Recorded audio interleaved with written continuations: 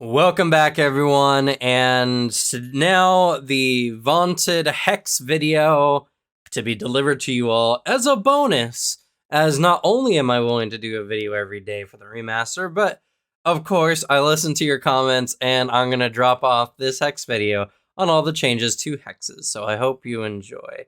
And before I get into it, I want to thank Paizo for delivering to me the materials, the player core and the GM core for review, but this is a complimentary, thing as one of their reviewers. This is not a sponsored video. There we go. Sorry, my brain's getting all mushy from doing all these videos. This is not a sponsored video. All impressions and takes are my own. So let's get into it. First, let's go ahead and start off with the easy part here. The list of the Hex focus spells and cantrips that got their immunities removed. So these are the ones that no longer does the target become immune for a minute or 10 minutes in Bloodward's case, as they are, they are now just able to be used. This is a really good change in general. Actually, let me go through them first before I get into explaining it. So Clinging Ice, Evil Eye, Nudge Fate, Shroud of Night, Stoke the Heart, Welding Word are the Hex cantrips that got their immunities removed, and Blood Ward also got its immunity of 10 minutes removed from the target. So, this change in general, and my cat just dropped. You okay there, buddy? Yeah? He's young, he'll be fine. Do not press the power button. Oh my goodness. Stop. I'm back. Sorry for the disruption there. So the reason why I didn't really mention this change in the first place was mostly just because most of these Hex cantrips and the spell were sustained, so you weren't likely to do more of them on any individual, and you weren't able to, like, the whole point was to be sustained. But I do understand and recognize that removing of these immunities does make it so that if you fail, if the enemy succeeds their save, or if for whatever reason you need to drop one of these Hex cantrips or spells, you can now reapply it, is a big important thing. So that's why I'm doing this video as recompense. I was wrong. I was wrong, and I understand that these changes are helpful, especially for things like Stoke the Heart, for instance, which allows you to give a buff to an ally for multiple attacks. It can be sustained. You can swap it every round if you need to. It makes it much more dynamic. So with the removal of these immunities, it makes many of the Hex cantrips feel a lot better. Now, in addition to the removed immunities, some of the focus cantrips and spells did get changed. For instance, Evil Eye changed from fear or frightened condition, doing fear, making the enemy frightened, to now sickened. This is actually a general improvement, because sickened is just fear or frightened but better, as now the enemy will need to take an action to retch to get rid of the second condition, and only after you have stopped sustaining the spell on them. And of course, you could always reapply Evil Eye now, because the immunity is removed if the enemy is trying to get rid of the effect. So overall, this is a huge improvement for Evil Eye and a really good buff to the Resentment patron. Shroud of Night also got a bonus. Now, no longer does the enemy, if they have dark vision, ignore the effects. Now, if they fail the check, the target treats bright light as dim light unless it has greater dark vision, and all creatures are concealed to it. Well, that's worded very weirdly. So essentially, unless a creature has greater dark vision, it treats all bright light as dim light, and all creatures are considered concealed to the creature. So many creatures in the book tend to have dark vision, so Shroud of Night was not really good before.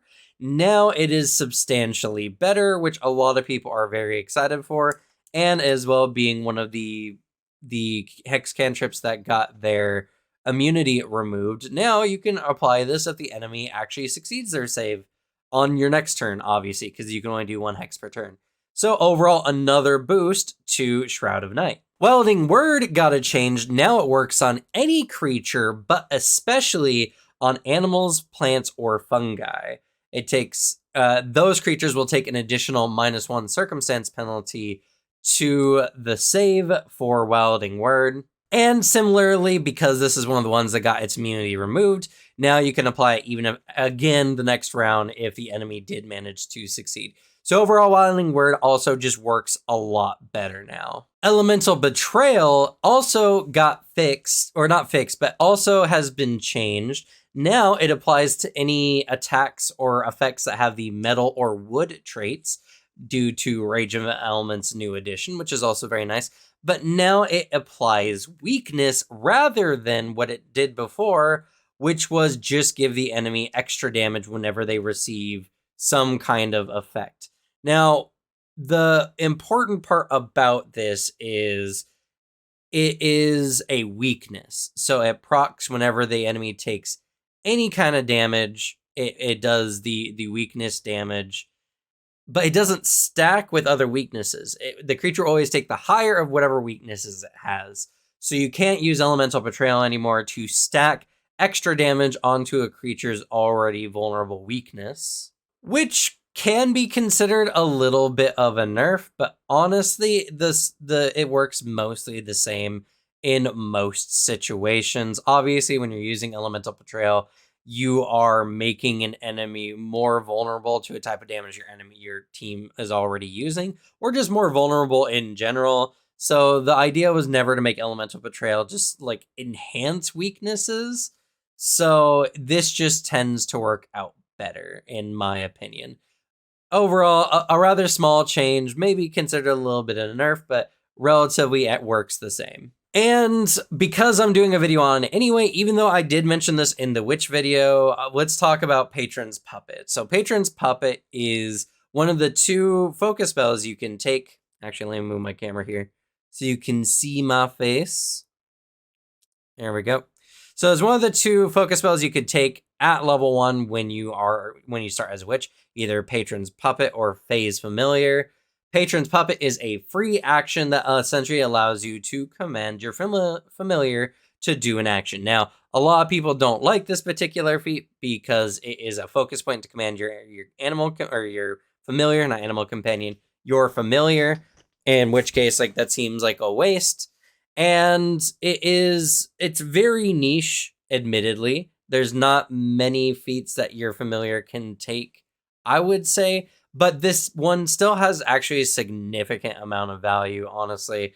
So the familiars can select feats later on that uses both of their actions as essentially like a damage spell. You know, it'll do 66 spirit damage, or, you know, one of the other patron feats that you can use through your familiar. So it's a focus point that essentially can increase your damage in a round by essentially stacking on an additional spell that you can do. Now, because it's a hex cantrip, it's a hex spell, sorry, you can't use any other hexes in the round, but you can still use your third action to move, which is always a good thing, or for one of the many other things. Actually, getting a witch that gets an animal companion is also very good with this particular buff increased onto it. It gives you the ability to throw in extra actions for your familiar when you desire to do so. But Patron's Puppet is not meant to be used every round of combat. This is to be used when you have a familiar that does something in particular.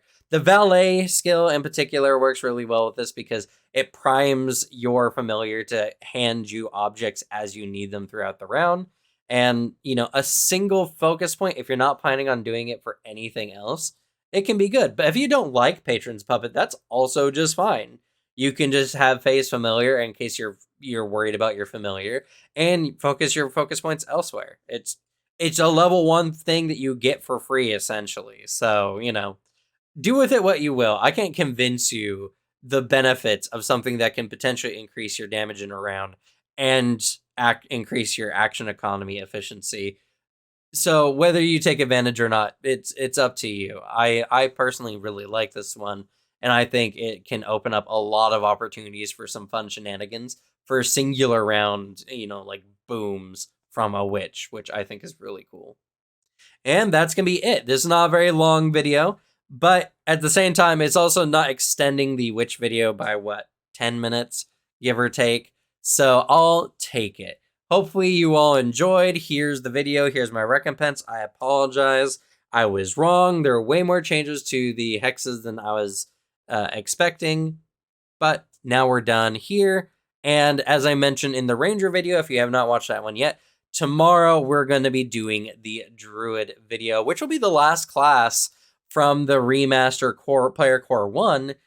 And then we'll be talking about the spell changes in the Remaster. So if you're looking forward to that, please subscribe and like this video so that other people get a better chance of seeing it.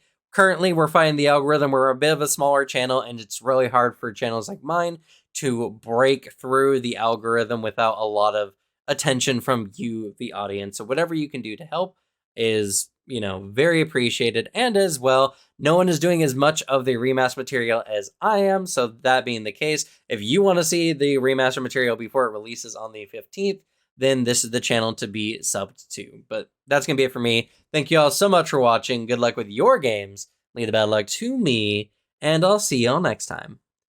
Bye.